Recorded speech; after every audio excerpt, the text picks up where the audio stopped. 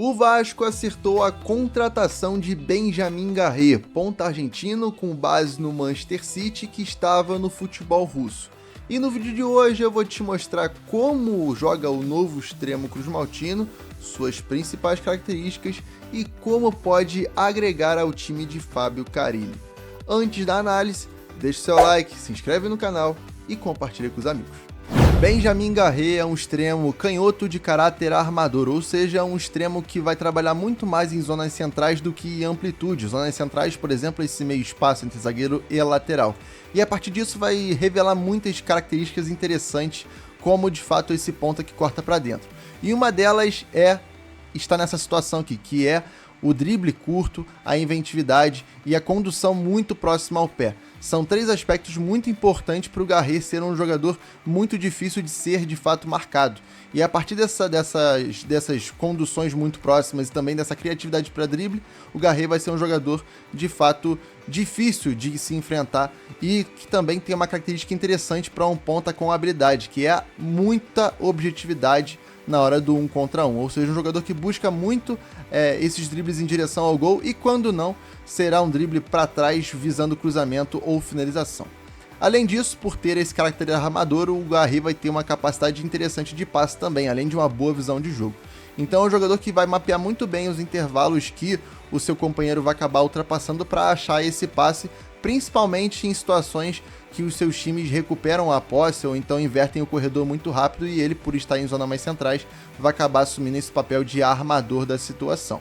Mas é bom dizer, o Garré é um ponta e mais um deles que tem caráter armador no elenco do Vasco, não é um ultrapassador propriamente dito. Mas diferente da grande maioria dos jogadores que estão no setor ofensivo do Vasco do Fábio Carille atualmente, o Garré é um jogador bastante imprevisível nesses duelos de 1 contra 1 em terço final. Então é um jogador que produz muito a partir do drible e a partir dessas conduções com bola muito próxima do pé e curtas, né?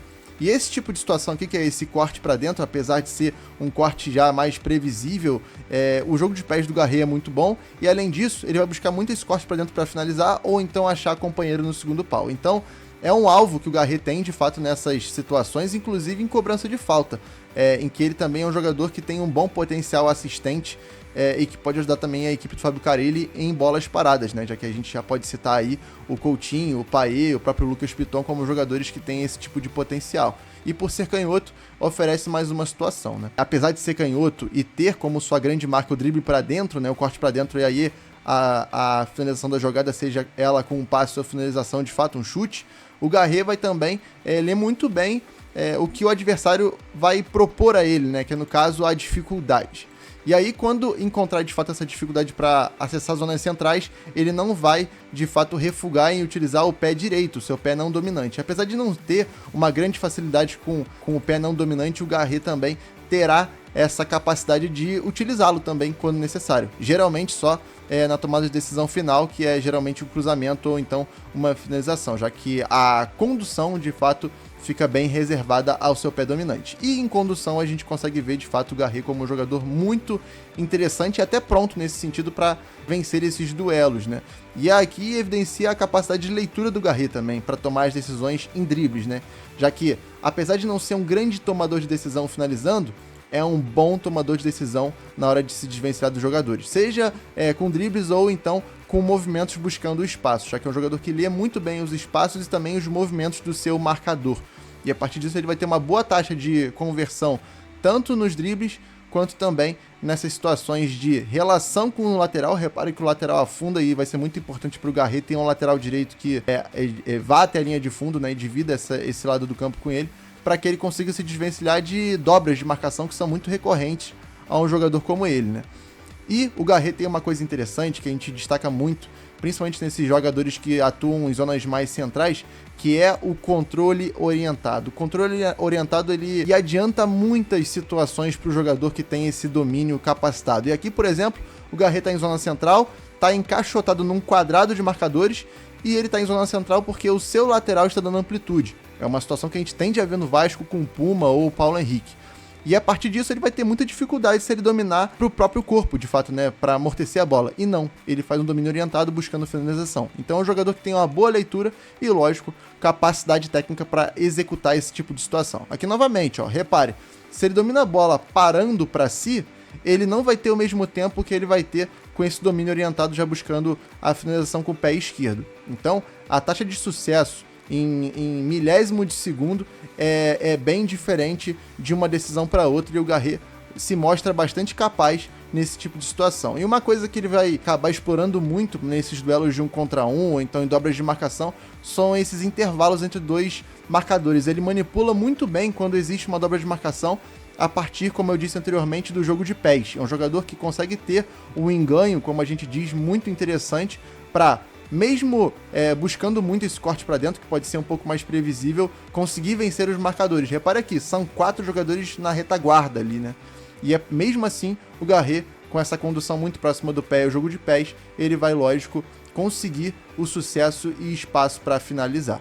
Então é um jogador que vai buscar muito esse tipo de situação, principalmente esse corte para dentro, e também é muito inteligente para ler as situações e tomar decisões. Inclusive o Garret, em relação àquele que voltou para a Argentina e tudo mais, é um jogador que evoluiu em tomada de decisão final, que é para aqui, em que ele tem 3 jogadores como obstáculos humanos, né? E aí uma finalização mais natural aqui para um ponta canhoto que corta para dentro seria um chute aberto, né? Que apesar de ter uma boa possibilidade aqui, fatalmente também existe essa barreira humana. E aí o que ele faz? Um chute no contrapé, em que ninguém de fato imaginava e marcou. E aqui é uma situação bem atípica do Garret, até para ilustrar a situação em que ele não vai ser um jogador ultrapassador. Repare a dificuldade que ele tem, às vezes, em situações para correr mais metros do que o normal, né? E aí a gente começa a destacar as situações de 1 para 1 com o goleiro, né?